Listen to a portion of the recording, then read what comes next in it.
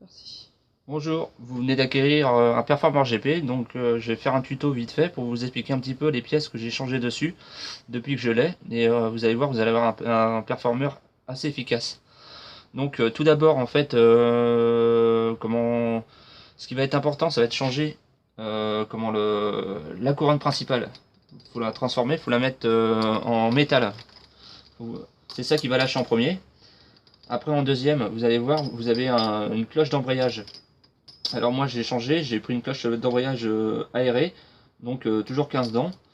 Le volant moteur aussi, c'est un volant moteur à 3 points avec des maslots, avec 3 maslots dessus.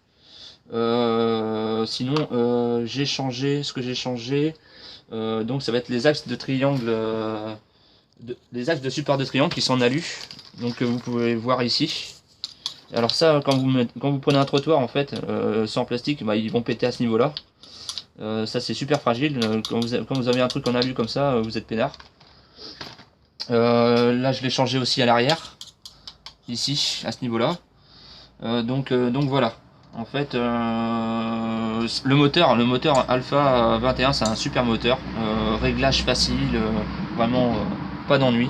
Donc en fait, voilà, moi je voulais vous expliquer un petit peu, faire un tuto des pièces qu'il y a à changer dès le départ en fait.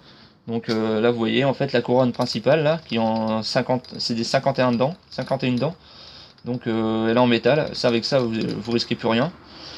Donc après la cloche d'embrayage, le volant moteur a changé. Et là vous avez une partie admission, transmission et embrayage qui est nickel quoi. Puis après, bon bah voilà, l'axe de triangle, l'axe de support de triangle qui sera changé donc à l'avenir. Donc voilà. Bah, je vous souhaite beaucoup de plaisir avec le Performer GP.